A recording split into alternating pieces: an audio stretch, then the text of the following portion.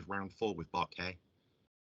He's really developed my channel a lot. I've actually probably wouldn't have half the subscribers I had if it wasn't him. So thank you very much, Bart, first and foremost. That's my pleasure.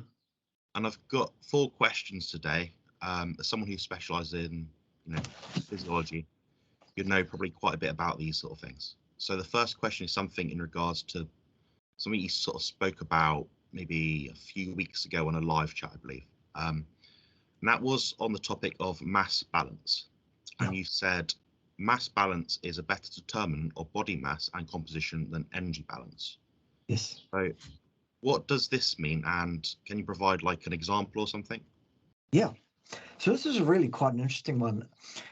The first thing I should say is I should prefix all of this with, none of this is my idea. It just made sense to me. This comes from a handful of fairly recent peer-reviewed publications written by a couple of quite brilliant scientists, obviously.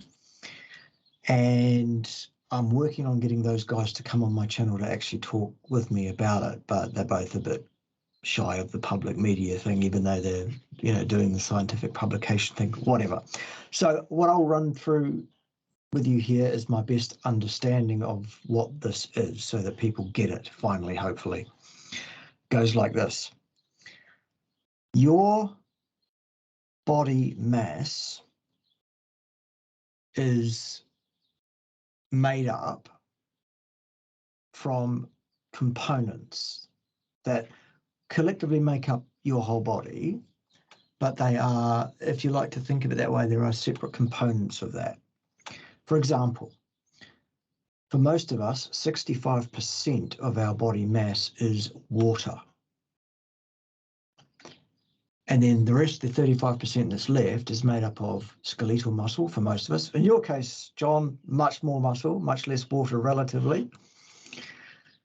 So you've got water, you've got muscles, you've got viscera and organs, you've got the skeleton itself, all different components that make up your mass total. When you're looking at any one of those components, each one of those things is modifiable independently from the others. For example, let's say I want to reduce my weight on the scale by 500 grams or so in the next 20 minutes. I could actually do it in less than 1 minute if I was ready to do it. And I could do it by going to the little boy's room and urinating. I could lessen the weight of my body by 500 grams also by urinating out half a litre or so of urine. Easy. Let's say I wanted to increase the mass of my skeleton. That would take a bit longer, but I could still do it. How do I do that? Well, there's a thing called Wolff's Law, WOLFF. And what it says is if you impose a minimum number of impacts on your bones per day for X number of days, what happens is those bones get more dense, they get thicker, they get stronger, they are reacting to the challenge. A lot of people don't realise that the skeleton is a living, breathing organ with a blood supply of its own, and it does respond. If you train it, it will respond. So if I go out to the garage out the back here, where I've got a big sandbag that hangs there for training purposes, I could go and 15 times a day as hard as I can. And if I did that for a few weeks, then the bone in my upper arm where I'm hitting there, the shock that's going through there will cause that bone to get heavier, thicker, stronger. And if I did that to all my different long bones, for example, legs, arms, then the weight of my skeleton, ergo my body mass, will go up, all else being held constant. So I might put on 500 grams of bone mass doing that, but let's say I lost 500 grams of fat doing that training. Have I changed my body composition? Yes. more skeletal tissue, less fat tissue. Is that a win? Yes. Has my weight on a scale changed? No. So I might then erroneously think, well, that wasn't a win. What a waste of time doing that.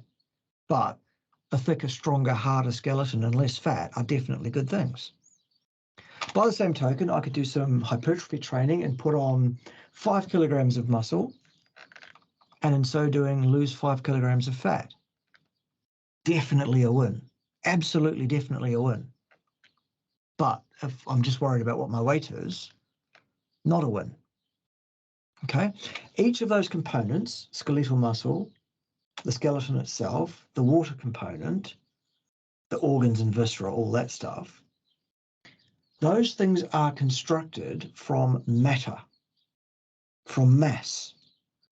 They are subserved by consuming mass in the form of food and fluids in the form of water and the other drinks and liquid things that we're consuming.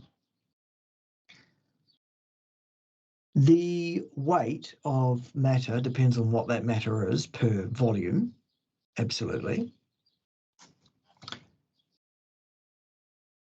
I can tell you this, however. The exact weight, the exact mass of a photon is none. They don't have any rest mass at all. They are not particles that carry mass. They do not interact with the Higgs field, if you want to get the full physics reasoning for it. And a calorie of energy, so-called, is photons, because a calorie of energy is measured by the change in temperature of a water bath under the influence of that water bath being struck or interacted by photons. So basically that's what these authors are saying. They're saying it's long past time that we realized that the maintenance of the different components of the mass of our body are just that. They are mass balance exercises. So how much your muscle weighs is determined by how much matter you add to your muscles versus how much matter you strip away from your muscles over any given period of time, not how many photons of light. So that's what the mass balance statement is all about. It's about saying, wakey, wakey, smell the bakey. People are made of mass, but they're not made of photons. How would that apply to diet, Bart? So I've read through the papers that you've mentioned. I know you can explain this a lot better than me, but would that mean that if you ate, say, a kilo of lean beef, you then pack on a kilo of lean beef worth of mass? Yeah, not necessarily, because you may not absorb all of that. You may excrete some of it out. Some of it may be transmuted from the protein amino acid form into sugars. Some of it will be gluconeogenic, and that sugar could be oxidized for energy and thus expelled at the lungs as carbon dioxide plus water vapor. So it's not necessarily a one-for-one swap of you put in a kilo of protein, you'll put on a kilo of protein mass. It doesn't work that way. But nonetheless, it's going to be a lot closer than imagining that photons of light are somehow going to amend your weight in some way. You do well to put on a kilo of protein for every kilo of protein you eat for another reason as well. That being that your body is constantly breaking proteins down that are tired, worn, in need of replacement or repair. Your body's always dissolving your proteins, recycling the amino acids that it can, and getting rid of other things that it can't recycle so well. So there's like a baseline turnover that you've got to subserve. There is an amount of protein that you need to consume on a daily basis, which I think feathers into one of your next questions. It does actually, yeah. Perfect. Funny that. Funny. Yeah, so we spoke a lot about protein before. I know you always talk about the protein intakes of everyone. It's, very sort of typical. But my question is, does the protein requirement of someone trying to maintain their muscle mass differ from someone trying to gain muscle? I think it does very, very slightly, Jonathan. I'm not going to say there isn't a difference, but I don't think it's huge. And I'll tell you why I say that. When you think about it, think back to your own 15-year experience or whatever it is with hypertrophy training, bodybuilding, getting huge. You weren't small, woke up one morning, suddenly you're huge. It didn't happen that way. You put that muscle on slowly, glacially, over years and years of training to achieve that, yeah? So when you think about it, the amount of protein that's being absorbed and added to the muscles over and above the normal turnover rate is a very, very small amount every day, isn't it? So if you slightly reduce your protein intake to the maintenance level, if you can work out exactly what that is to maintain the mass that you currently have, then you might find you'd be unable to add more. But you'd find it very difficult to get to the calculations to get to exactly what that is. You'd be struggling, I would say. So it's kind of a hypothetical thing more than a practical thing. So at the end of the day, if you are a large muscled individual, then your baseline requirement for protein is probably going to be higher than someone like myself, who's not largely muscled or huge in any way. But as a proportion of your body mass, the number is still very similar. It's 1.75 grams of protein per kilogram of lean mass, give or take a little bit, depending on individual differences and stuff. So I would need that much, which for me works out to something like about a 450 or 460 gram steak. And that's 1.75 per lean kilo of body mass that I have. Now, for you, that's going to be nowhere near it. Because your body mass is, what is your body mass? Fat-free mass is about 88 kilos. Right, so you'd take 88 kilos and multiply that by 1.75, which I can do very quickly here on a calculator, because I've got one of those. So 88 times 1, oops, I could do it quickly if I wasn't so inept. 88 times 1.75. I should be able to do that in my head, but there you go. It's late in the evening here. Okay, that's 154 grams of protein per day. Now we need to multiply that by 4 to get a weight of steak. Okay, that's more like 616 grams. Now, I don't know how much steak a day you'd eat if you were eating a bunch of steak.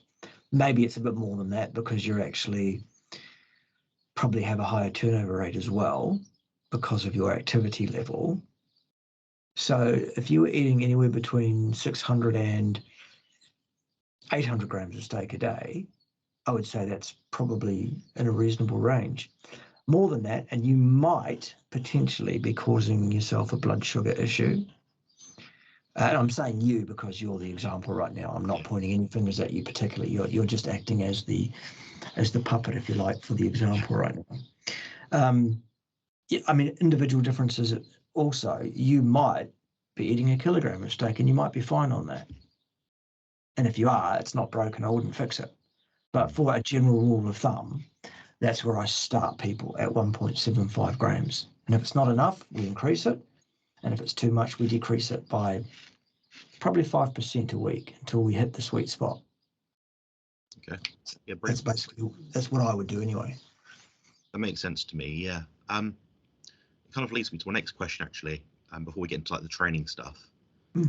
So I know people that are much smaller than me, perhaps maybe like your body weight, and they're active, they train, and they're eating perhaps 1 to 1.5 kilos of steak a day.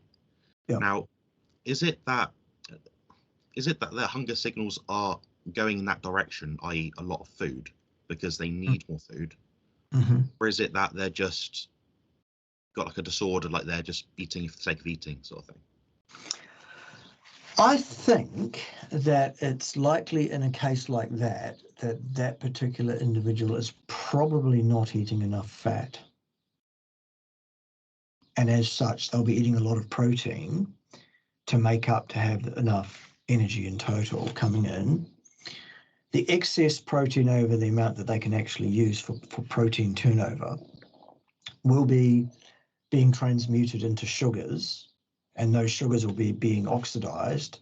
So they're not putting on fat, they're not getting fat, but they will be doing damage to their bodies in terms of the glycation damage from the supply-driven gluconeogenesis that can occur if you eat, hugely too much protein. For someone like that, I would be encouraging them to up their fat and lower the protein down to closer to 1.75 grams per kilo. To be much over that level, you really would have to be very, very active, like 4 or 5 hours a day of training, which I would also suggest is a very, very bad idea. Nobody should train that much under any circumstances. So, those are kind of my thoughts on that. So, I mean, there's always someone who says, oh, yeah, I eat 1.5 kilos and I'm not getting fat and everything's fine. Well, great. Let's have a look at your A1C. See how that's going. It might well be that they are oxidizing the lot and using the lot because they are very, very active. Okay, fine. But I doubt that very much. Yeah. Yeah. I was thinking kind of the same thing. I'd have to find out what their fat grammage was, because it could be that they're eating a ribeye steak, and depends where in the world you go, a ribeye steak can be a fat cap like that or a fat cap like that. So yeah, absolutely. Yeah. So I've got another question about training methodologies. Mm-hmm. This is quite your forte, so I think you'll like this one. Mm-hmm. So a lot of people ask you about the super slow approach to training. So you're doing perhaps 4, 5, 6 seconds up, 4, 5, 6 seconds down. Yeah. Continuous motion sort of thing. Does it have any practical uses, or is it more of a training amplifier? Like, is it actually useful? Yeah, I'm not 100% convinced one way or the other on that one. This is a concept that they're referring to as time under tension as being a determinant of good gains, specifically in terms of muscle hypertrophy,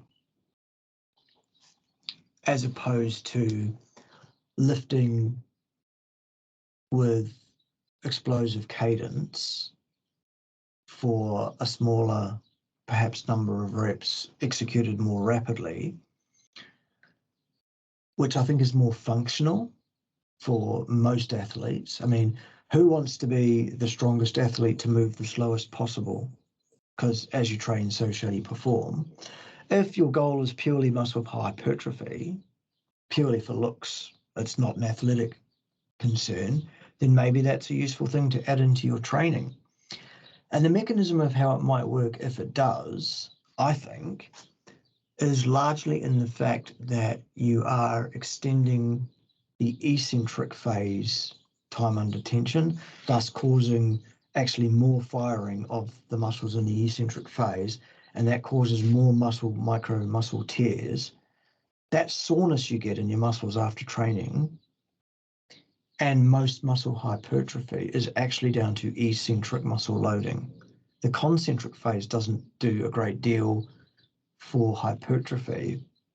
It's more to do with the concentric strength, which allows you to have the eccentric strength to control a weight in the eccentric phase, and so that it's not, just dropping it down. So that said, possibly a good mixed modality is to complete your concentric phases explosively under full exhalation as quickly as you can do it, for example, and then in the eccentric phase to lower that bar as slowly as you can. Now, if you can do it as slow as I'm mimicking there, obviously that weight's not heavy enough for you. And if you can then obviously it's not heavy enough. You still need a heavy weight, I think. And I still think 8 rep max is a great one for strength and a little bit of hypertrophy. And 5, I think, is a great rep range for pure hypertrophy. Meaning a weight that you absolutely would fail on the last rep if you weren't being spotted or something like that. So you can do that with good spotters and that sort of thing, or a good training partner. There are also, in some gyms these days, there are bits of kit machinery, which I'm not a real fan of for the most part, because they're not free weights and, you're not activating other muscles and stuff. Often it's in locked plane of motion. But these machines do have a setting where you can set a concentric weight and an eccentric weight that's more than the concentric weight. You can say 125%. So if you're doing 100 kilo press, it's 100 kilos on the way up.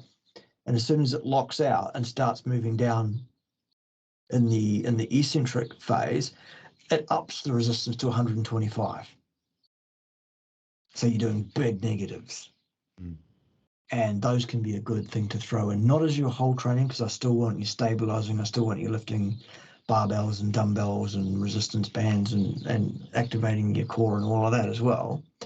But that's something you could also throw in as another idea. Drop sets, big pyramids, all tools that you can throw in to mix your program up to keep that body guessing, keep your muscles guessing as to how you're going to hit them next.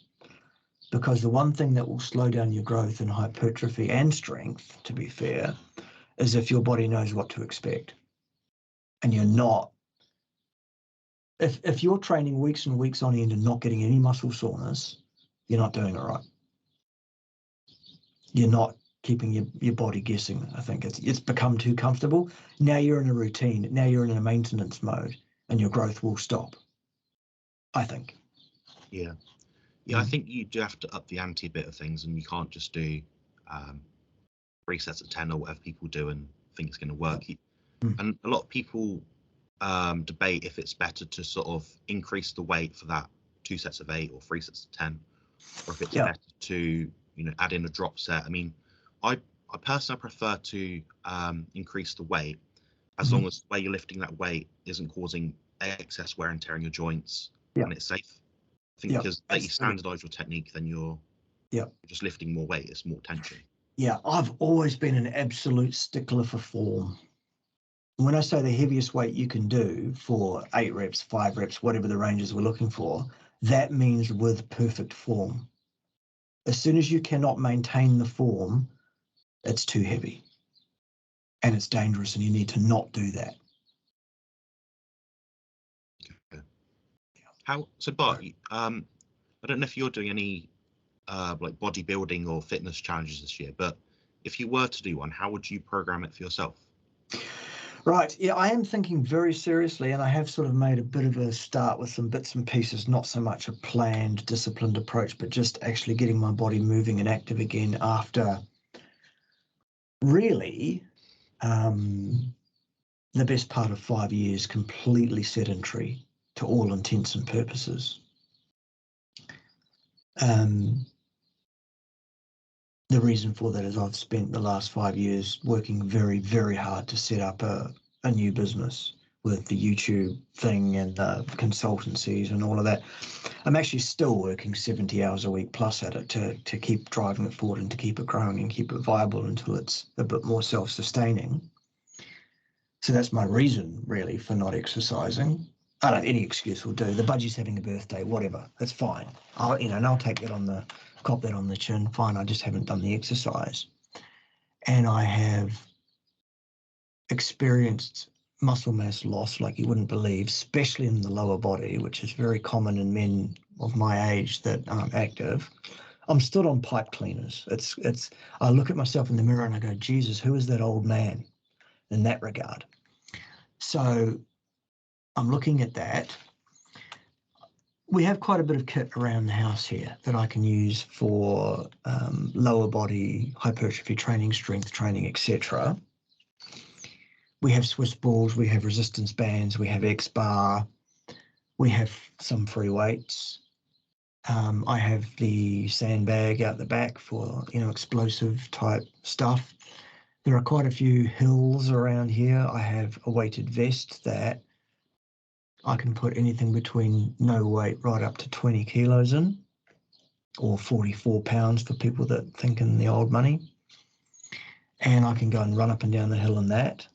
I can do squats in that. I can do lunges in that. There's plenty I can be doing. It's a matter of getting into a routine of going, right, get up in the morning before I start working and actually do some, do, even if it's 4 or 5 sets of mostly lower body stuff, probably, because my upper body still has some development. That's not fading away like the lower body is. And for upper body, we have a bar across a door frame. It's one of those hook-on ones that you can get. So I can do chins, I could do muscle ups if I could do a muscle up, which I can't at the moment, but that's for another day.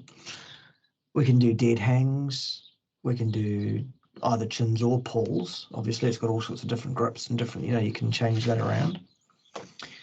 And the other thing I find really great for upper body that hits a lot of things all at once is to put 2 kitchen chairs back to back and hinge off those and do body weight dips. And then again, if I got to a point where I needed it, I could put the vest on and do that. So that would be my approach. I'm certainly not keen to go and drive 40, 45 minutes to the nearest gym from where I live.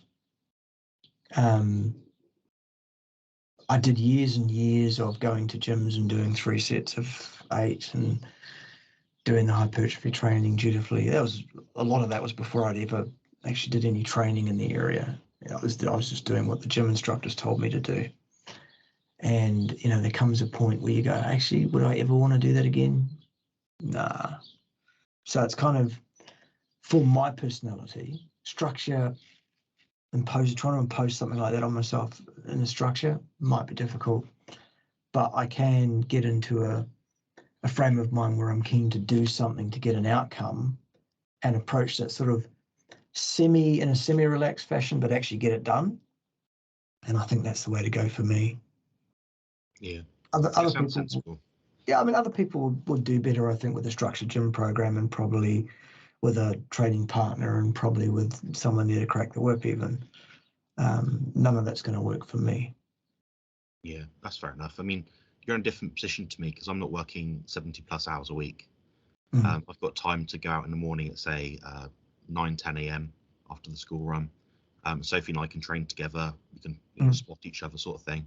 What we're doing now is essentially the same workout. We're just because I'm sort of rebuilding myself in a way. I'm doing the same sort of weights. She's probably doing the real weights right now. Yeah, not that strong at the moment, but it's just like I'm very reluctant to lift the extra weight, really. Yeah, I would be too. I would take it very easy. For those who don't know, Jonathan's just come through a surgery, and as such, we don't want him to be overdoing it just now. Mm. Yeah.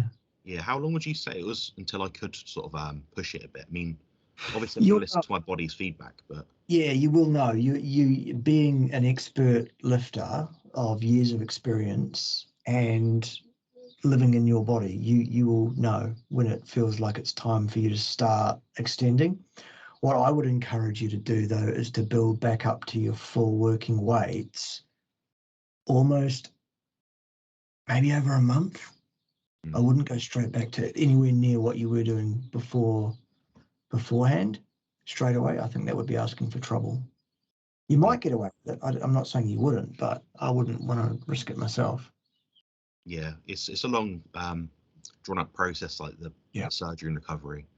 Many people, I've known people that have they've gone straight back to playing football or going horse riding about 4 weeks after surgery, like I left.